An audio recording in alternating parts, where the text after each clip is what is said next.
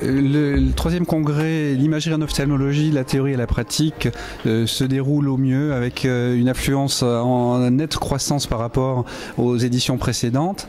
Nous avons aussi constaté plus de laboratoires partenaires qui animent l'espace d'exposition et les ateliers pratiques.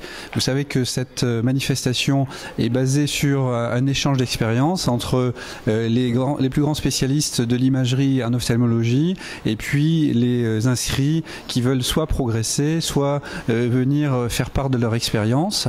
Différents ateliers sont disponibles avec de nombreux ateliers théoriques qui font le point sur les différents thèmes de l'imagerie en ophtalmologie.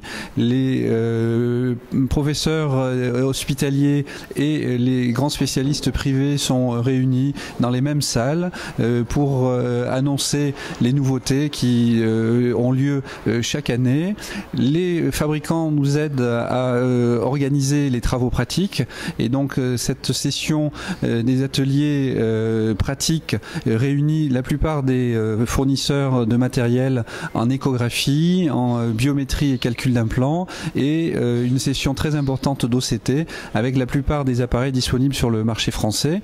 La participation de nombreux ophtalmologistes et de nombreux assistants à tous ces ateliers permet à la fois de faire monter le niveau de tous les inscrits, mais aussi de recueillir les principales nouveautés, les principales informations de la part des sociétés qui nous amènent souvent en avant-première les appareils qui vont arriver sur le marché bientôt. Quelques nouveautés sur cette session 2012 avec une organisation destinée donc à un atelier théorique d'utilisation des lasers en ophtalmologie et puis un atelier destiné à l'amélioration de l'organisation soit de nos cabinets privés, soit de nos services hospitaliers. En effet, vous le savez, l'imagerie prend de plus en plus de place dans l'activité courante de nos confrères, mais aussi prend de plus en plus de place dans l'organisation des cabinets dans la mesure où le stockage des images doit être réfléchi et organisé pour pouvoir fournir aux patients la meilleure qualité de service avec notamment le choix des meilleures images possibles et ensuite l'identification d'un compte rendu qui sera adressé au médecin correspondant ou qui sera confié au patient. Le support de nos partenaires ne se dément pas avec des partenaires depuis la première heure qui ont été les sponsors principaux de ce congrès, le laboratoire Novartis et Cantel Medical et qui déploient des moyens très utiles pour à la fois l'organisation fluide de la manifestation et la mise à disposition de matériel. Nous serons donc heureux de vous accueillir pour la 4e session qui aura lieu en 2013 avec encore beaucoup de nouveautés qui sont toujours liées à l'apparition des nouveaux systèmes d'imagerie et des nouveaux principes d'acquisition de tous ces systèmes. Nous sommes accueillis au centre de congrès CAP 15 qui permet, grâce à sa technologie de mobilisation des cloisons et de modularité des salles, de faire varier très rapidement les différents ateliers et d'adapter la surface des différentes pièces au nombre de participants.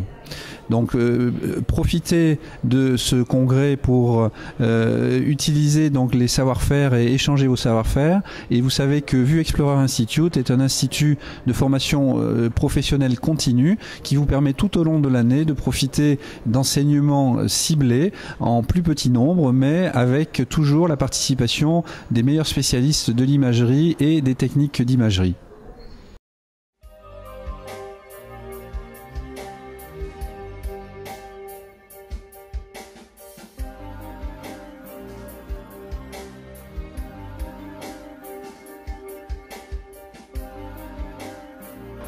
En ophtalmologie, plus que dans toutes les autres disciplines médicales, l'imagerie a une place tout à fait exceptionnelle. Et plus encore dans la pathologie du fond d'œil, de la rétine, cette membrane visuelle qui nous permet d'apprécier, d'analyser les images.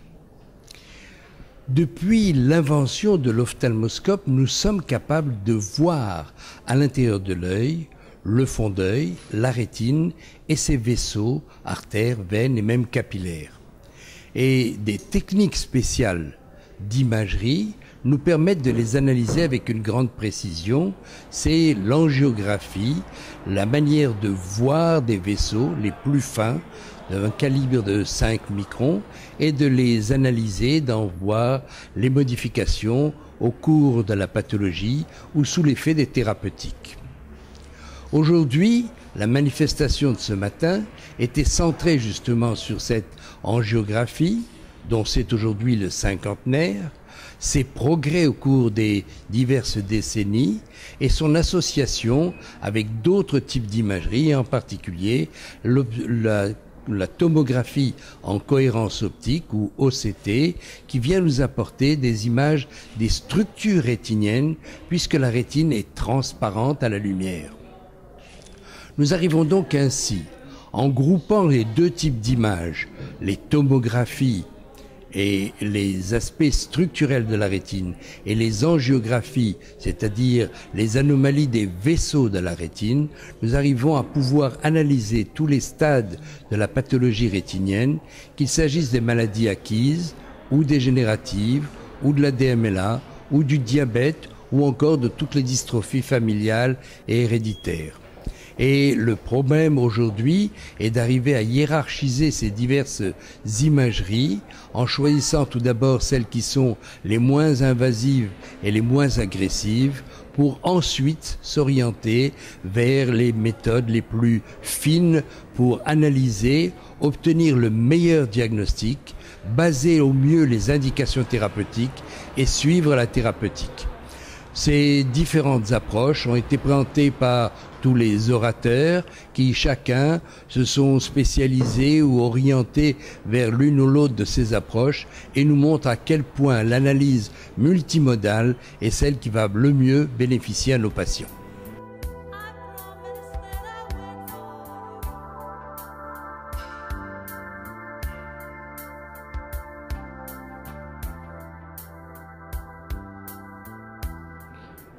Je remercie le docteur Puech de m'avoir convié à cette 3e édition de l'imagerie en ophtalmologie. J'ai pu apprécier dans cette matinée l'excellence des communications. Je crois que l'imagerie est en effet extrêmement intéressante dans notre spécialité, vu les différentes modalités d'examen des différents tissus oculaires. Et à l'évidence, cette imagerie est en pleine évolution avec des nouveautés extrêmement régulières qui en font la pertinence de ce congrès. Donc ce congrès qui présente toutes les innovations en termes d'imagerie des différents tissus est absolument essentiel pour la meilleure prise en charge diagnostique et thérapeutique de nos patients. Et je crois qu'il faut remercier Michel Puech et son équipe de mettre sur pied ce merveilleux congrès d'imagerie qui permet de faire prendre conscience aux ophtalmologistes des données existantes mais aussi des évolutions possibles dans les futurs mois, futures années pour la prise en charge de nos patients. Donc excellent congrès qu'il faut évidemment recommander et dont on espère qu'il poursuivra son existence dans les prochaines années. Félicitations à Michel et à tous ses invités. Merci.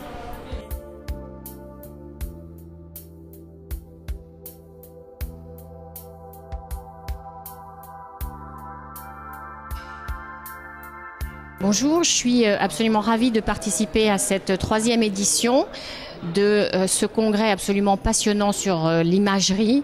En effet, à l'heure actuelle, cette hyper spécialité au sein de l'ophtalmologie est absolument indissociable dans notre activité. Nous avons tous les jours besoin d'examens complémentaires pour faire le diagnostic, pour apporter des thérapeutiques de plus en plus précises et de plus en plus performantes. C'est ce que nous allons voir tout à l'heure d'ailleurs dans la séance plénière avec l'apport de l'imagerie dans la chirurgie de la cataracte. Et on va voir que nous ne sommes pas au bout de nos activités, de notre apprentissage, et ces congrès sont absolument indispensables. Merci.